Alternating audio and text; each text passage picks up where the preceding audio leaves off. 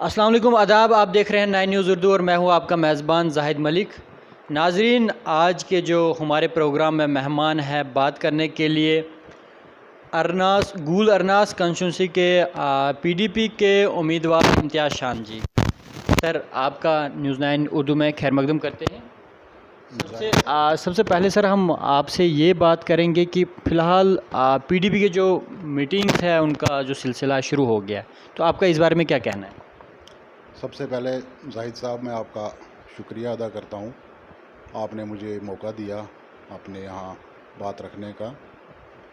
PDP की जो meetings अब शुरू हुई, लगभग 1 साल के बाद अब ये सिलसिला थोड़ा सा, वो भी बड़ा कम, मतलब कुछ लोग अभी हमारे जो अभी मीटिंग शुरू की है, थोड़ा बहुत एक्टिविटी, पॉलिटिकल एक्टिविटी शुरू हुई है। जहाँ तक हमारी प्रेसिडेंट साहिबा का ताल्लुक़ है, वो अभी तक नज़रबंद हैं और जब तक वो रिहा नहीं होती तब तक ये सिलसिला जो है बहुत ही नॉर्मल तरीके से ही। सर, जैसे कि 370 और 35A की मनसूखी को जो है 1 साल से ज़ायद अरसा हो गया है। यहाँ ये भी खबरें आ रही है कि महबूबा मुफ्ती जो पीडीपी की सदर है, उनकी बेटी ने सुप्रीम कोर्ट का भी रुख किया है। तो आपके सीनियर लीडरान इस बारे में क्या सोच रहे हैं महबूबा मुफ्ती जी की रिहाई के बारे में? नहीं, हमारा सबका यही मुतालबा है कि कम से कम हमारी जो प्रेसिडेंट साहिबा है उनको रिहा किया जाए, क्योंकि डेमोक्रेसी में अगर आप किसी को बंद रखते हो तो वो कोई हल नहीं है। जब तक किसी को आप, मतलब अगर आप डेमोक्रेसी को, जमहूरियत को ग्राउंड लेवल तक पहुंचाना चाहते हो तो आपको सारे पॉलिटिकल लीडर्स को रिहा करना चाहिए और उनको अपनी बात रखने का हक है। वो अपनी बात रखेंगे लोगों के सामने और लोग जज हैं, वो जिसको चाहेंगे वैसे, मतलब किसी को बंद रख के आप कुछ भी नहीं कर सकते। मतलब आप जमहूरियत का गला काट रहे हो। अगर आप किसी को बंद रख के करना चाहते हो तो वो जमहूरियत का गला घोंटना हो गया। तो मैं यही कहूँगा कि जल्द से जल्द हमारी प्रेसिडेंट साहिबा महबूबा मुफ्ती जी को रिहा किया जाए और उसके बाद ग्राउंड लेवल पे अगर कोई पॉलिटिकल एक्टिविटी शुरू होती हैं तो उसके बाद हमारी पार्टी का भी हक बनता है कि वो भी कम से कम अपनी पॉलिटिकल जो एक्टिविटी है वो शुरू कर सके। अभी तक तो पॉलिटिकल एक्टिविटी हमारी अभी तक तो ज़ीरो ही है। कुछ थोड़ा सा मीटिंगें अभी शुरू हुई हैं, कुछ ही रोज़ से वो भी थोड़ा सा शुरुआत हुई है। लेकिन जहाँ तक अभी अगर देखा जाए कि किसी भी इलाके में तरक्की करने के लिए जब तक आप पूरी जमहूरी तरीके से लोगों को काम करने का मौका नहीं दोगे तो तब तक ये चीज़ें सारी मुमकिन नहीं है। जो चीज़ें आप दावा करते हो, ग्राउंड पे पहुंचाने का दावा करते हो, ये चीज़ें तभी मुमकिन है जब यहाँ के हालात ठीक हों, यहाँ के हालात बेहतर हों। जैसे कि सर आप भी पीडीपी के एक सीनियर लीडर हैं और इसके अलावा जो बाकी पीडीपी के सीनियर लीडरान हैं वो महबूबा मुफ्ती जी की रिहाई के लिए क्या सोच रहे हैं? कोई स्टेप उठाने का सोच रहे हैं? नहीं, देखो, स्टेप उठाने का हम तो मुतालबा कर रहे हैं बड़ी देर से। जब से उनको बंद रखा गया है तब से हम यही मुतालबा कर रहे हैं सरकार से, सेंट्रल सरकार से, कि अगर आपने बाकी लीडरों को रिहा कर दिया तो कम से कम पीपल्स डेमोक्रेटिक पार्टी के जो सदर हैं उनको भी रिहा किया जाए। लेकिन अगर बाकी लोग यहाँ पे पॉलिटिकल एक्टिविटी चला रहे हैं तो पीडीपी का भी कहीं ना कहीं हक बनता है कि वो भी अपनी बात रखें। लेकिन अभी तक मुझे लगता है कि अभी तक तो इस पे कोई अमल दरामद नहीं हुआ। सर, जैसे आप कैंडिडेट हैं एक गूल अरनास कॉन्स्टिट्यूंसी के, तो अगर हम डेवलपमेंट की बात करें तो डेवलपमेंट को लेकर क्या सूरत हाल है आपकी कॉन्स्टिट्यूंसी में? देखो, मैं 2014 में पीडीपी का वहाँ से कैंडिडेट रहा हूँ, गूल अरनास कॉन्स्टिट्यूंसी से। वहाँ पे हमारे कांग्रेस के नेता जो हैं एजाज खान साहब जीत के आए, ठीक है। यहाँ अगर डेवलपमेंट की बात की जाए तो 2014 से अब तक में तो, मतलब वहाँ पे अगर देखा जाए तो ये कोई 20 साल अरसा से वहाँ पे जो लोग बन के आ रहे हैं, जो इक़्तिदार में हैं, उसके बरकस अगर देखा जाए उनका जो 18 साल का पीरियड गुज़रा हुआ है as a minister, as a MLA, तो ग्राउंड लेवल पे इतना कुछ देखने को नहीं मिला। मतलब जो स्कीमें सेंटर स्पॉन्सर्ड स्कीमें हैं वही कहीं न कहीं वहाँ पे उसकी वजह से थोड़ा बहुत तरक्की हुई। जैसे प्रधानमंत्री ग्रामीण सड़क योजना, ये सेंटर की एक स्कीम थी जिसकी वजह से हमारे इलाकों को रोड कनेक्टिविटी से कनेक्ट किया गया। अदरवाइज़ अगर देखा जाए तो जो एक रिप्रेजेंटेटिव का काम होता है, जो एक पब्लिक को रिप्रेजेंट करता है, उसके हिसाब से देखा जाए तो वहाँ पे अभी तक ऐसा कुछ नहीं मिला। मतलब ग्राउंड पे अगर देखा जाए लोगों की मुसीबतें, लोगों की परेशानियां जो हैं वो दिन ब दिन बढ़ रही हैं।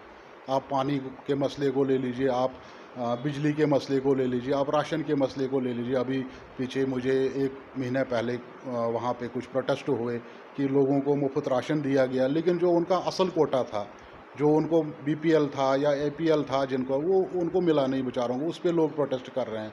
आज भी 50-70 साल हिंदुस्तान को हो गए आज़ाद हुए, लेकिन हमारे लोग आज भी अनाज के लिए प्रोटेस्ट कर रहे हैं। मतलब लोग चाँद पे पहुंच गए हैं और हमारे लोग आज भी बेसिक नीड्स के लिए तरस रहे हैं, जो इंसान की बुनियादी ज़रूरत होती है उनके लिए तरस रहे हैं। जैसे कि सेंटर की तरफ से सर सैकड़ों स्कीमें आती है जो दूर दराज के एरियाज़ इलाका जाता है, रूरल एरियाज़ के लिए, क्या वो ज़मीनी सतह तक लोगों तक पहुंचती हैं? देखो, आप जब तक जमहूरियत को बहाल नहीं करोगे तब तक कोई भी स्कीम ग्राउंड लेवल तक पहुंचना पॉसिबल नहीं है। ब्यूरोक्रेसी में मतलब आम आदमी की सुनवाई जो है वो नहीं हो पाती है।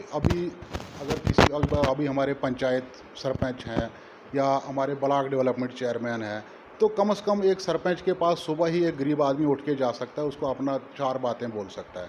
इसी तरह से अगर वहाँ पे डेमोक्रेसी को, जमहूरियत को बहाल किया जाए, तो अगर सरकार यहाँ हो तो आम लोगों को जो है एक राहत मिलेगी। मतलब जो आप कह रहे हो कि सेंटर की स्कीम है वो ज़ीरो लेवल पे, ग्राउंड लेवल पे पहुँचाना और आसान हो जाएगा, जो कि ब्यूरोक्रेसी में नामुमकिन है। मुझे नहीं लगता है कि सारी चीज़ें अभी ग्राउंड लेवल पे पहुँच रही हैं। मतलब जो भी नई स्कीमें आती हैं उनको किसी न किसी तरीके से जो वहाँ के नुमाइंदे होते हैं वो मतलब सोचते हैं कि भाई काम अच्छा हो। बाकी अगर कोई कंप्लेंट कोई करने आए तो कम से कम नुमाइंदे के पास किसी भी वक्त वो आप पहुँच सकता है। तो ब्यूरोक्रेसी में ये चीज़ें मुझे लग रहा है कि इतना ज़्यादा मुमकिन नहीं है। सर जैसे कि लॉकडाउन शुरू होते ही, लॉकडाउन फर्स्ट या लॉकडाउन सेकंड में लोग दिगर रियासतों में बंद रहे, दिगर अजला में बंद रहे। इस दौरान ये भी लोगों की शिकायत रही कि कोई भी लीडर उन्हें खबर लेने नहीं आया, ना ही किसी ने उन्हें पूछा कि आपको कोई मुश्किलात हैं या परेशानी हैं। लोग घरों में रहे, रोज़गार बंद रहा। तो इस हवाले से आपका क्या कहना है? नहीं, जब लॉकडाउन हुआ तो वो तो जो भी पब्लिक रिप्रेजेंटेटिव हैं उनका कम से कम फ़र्ज़ बनता है कि कम से कम अपने लोगों के, खासकर हम बात करें जो एमएलएज़ रहे हैं या वज़ीर रहे हैं पहले, उनकी बात करेंगे, जो कि इस एरियाज़ की हम बात करें, जैसे कि चिनाब वैली की बात कर रहे हैं हम, तो चिनाब वैली को लेकर लोगों ने अक्सर जो है नाराज़गी का इज़हार किया लीडरान पर। नहीं, इसमें तो कहीं न कहीं लोगों, मतलब हमारे जो रिप्रेजेंटेटिव हैं, हमारे जो वहाँ पे नुमाइंदे हैं, उनकी नाकामी तो कहीं न कहीं रही। ख़ास करके मैं अपनी कंस्टिट्यूंसी की अगर बात करूँ तो वहाँ पे तो किसी ने पूछा नहीं। जो वहाँ का एमएलए बना था उसने तो पूछा तक नहीं किसी को कि भाई क्या आपका क्या हाल है, आपको कोई परेशानी तो नहीं है। या हमारे छोटे-छोटे एनजीओज़, छोटे-छोटे ग्रुप, गाँवों के ग्रुप, पंचायतों के ग्रुप, उन्होंने लोगों को मदद की, उन्होंने लोगों तक अनाज पहुंचाने का काम किया, उन्होंने लोगों को बेसिक नीड मतलब पहुंचाने का काम किया, उन्होंने लोगों को समझाने का काम किया। तो जो लोग ये दावा करते हैं कि हम आपके रहबर हैं, हम आपके रिप्रेजेंटेटिव हैं, हम आपके नुमाइंदे हैं, उन्होंने तो एक बार भी कहीं टीवी पे भी नहीं नज़र आए।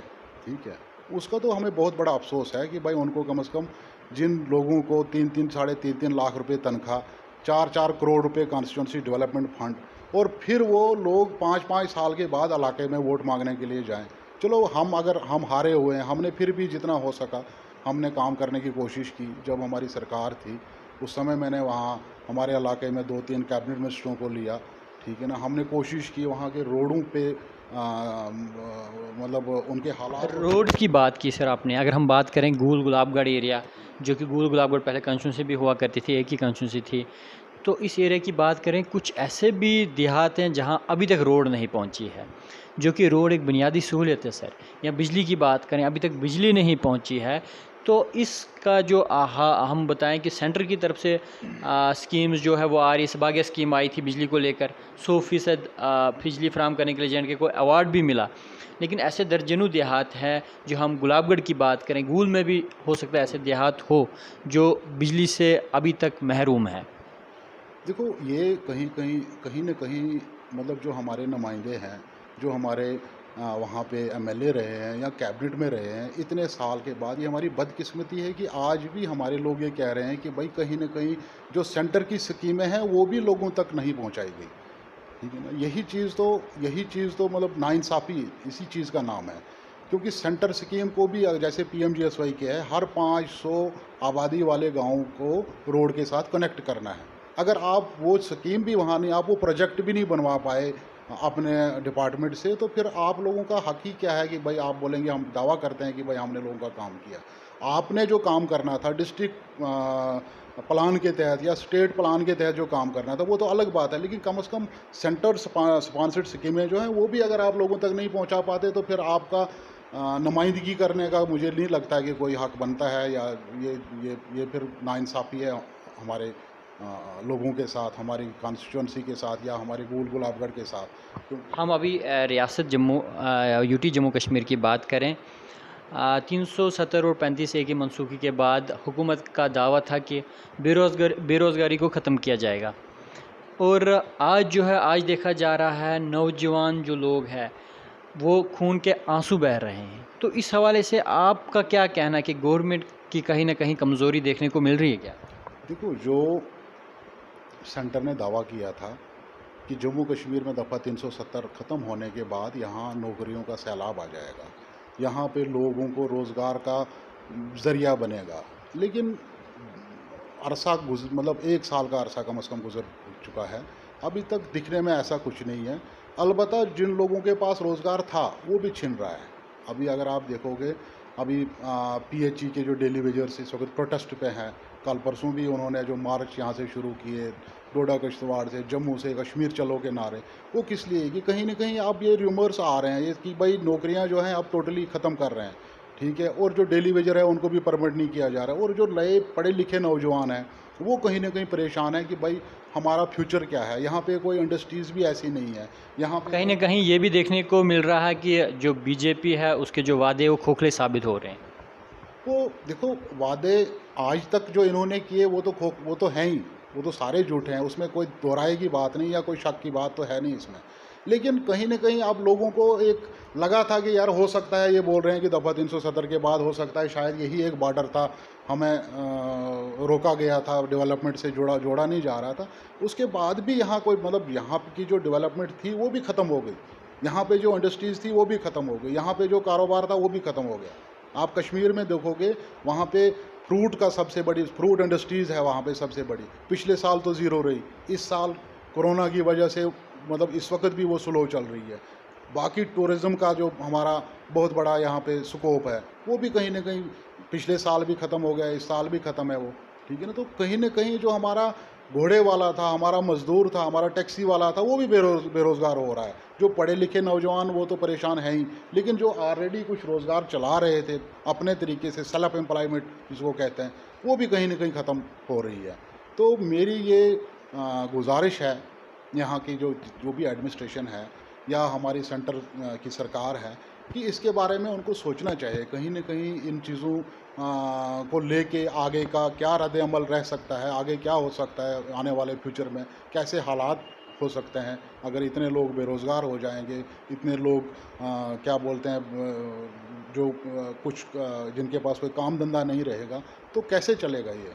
मतलब सिर्फ बातों से ही सब कुछ होने वाला नहीं है, काम करके दिखाना पड़ेगा, तभी ये चीज़ें पॉसिबल है। आखिर में हम टूरिज़्म को लेकर बात करेंगे। गुलाबगढ़ की जो वादियाँ हैं वो बहुत खूबसूरत है, अपनी मिसाल आप हैं, आप खुद वहाँ के रहने वाले हैं। सबसे बड़ी हम बात करें डगन टॉप या रामाकुंडा, जहाँ से मुख्तलिफ़ अज़ला से लोग वहाँ पर आते हैं, सैर के लिए आते हैं। लेकिन वहाँ कहीं ना कहीं ये भी देखने को मिल रहा है कि वहाँ जो टूरिज़्म उसके नक्शे पे लाना चाहे था उसको वो है नहीं, सड़क की सहूलियत वहाँ है नहीं, सड़क खस्ता हाल है। आज भी आप देखेंगे वहाँ रामाकुंडा की जो सड़क है वो बंद है। आपको लग रहा है कहीं ना कहीं ये मुकामी लीडरान की भी कमज़ोरी है? देखिए, अगर आप टूरिज़्म की बात करोगे तो हमारा इलाका जो है कश्मीर से कम नहीं है, या आप अगर टूरिज़्म देखना चाहोगे, आप हिमाचल में देखोगे कि टूरिस्ट का क्या रश है। और हिमाचल और कश्मीर के बरक्स अगर देखा जाए, हमारा इलाका इंतहाई खूबसूरत है, चाहे उसमें गुलाबगढ़ की बात की जाए, चाहे उसमें गूल की बात की जाए, ठीक है ना। जैसे आपने दगन टॉप की बात की या रामाकुंडा की बात की, मतलब 20 साल एक नुमाइंदा रहने के बावजूद वो रोड से कनेक्ट नहीं हो पाया। अभी वहाँ बुदन के ऊपर एक मतलब मोड़ से वहाँ से छोटा सा एक रास्ता दिया आधा किलोमीटर का, मतलब आधा किलोमीटर रास्ता जिन लोगों को 3 करोड़ रुपए एक साल का कॉन्स्टिट्यूंसी डेवलपमेंट फंड मिलता है, वो आधे किलोमीटर रोड को भी ठीक नहीं कर पाए और थोड़ी सी बारिश आने के बाद वो बंद हो जाता है।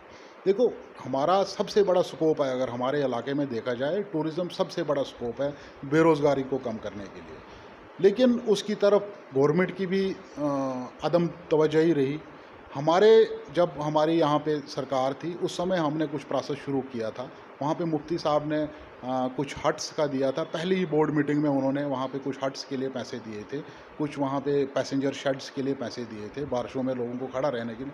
लेकिन वो जो डिस्ट्रिक्ट डेवलपमेंट बोर्ड में वो जो फैसला हुआ था कि यहाँ पे ये क्वार्टर बनाना है, यहाँ पे पैसेंजर शेड बनाने हैं, अभी तक उनको लैंड ट्रांसफ़र फॉरेस्ट ने नहीं की है। ये यहाँ की काम की स्पीड है और ये यहाँ इतना ज़्यादा इसको ना हमारे इलाके को अगर देखें कि हमारे इलाके को ये इतना ज़्यादा आगे ले जाना चाहते हैं। देखा जाए तो हमारे यहाँ सबसे बड़ा ज़रिया जो अभी रेल जो जम्मू से श्रीनगर जा रही है, अगर संगलदान में रेलवे स्टेशन है तो दिल्ली का आदमी अगर श्रीनगर टूरिज़्म के लिए जाए, टूर के लिए जाए, अगर वो संगलदान स्टेशन से 20 किलोमीटर वो उसको डेवलप किया जाए, गूल को डेवलप किया जाए, ड्रामाकुंडा को डेवलप किया जाए, दगन टाप को डेवलप किया जाए, तो उनके लिए और आसानी होगी वहाँ जाना।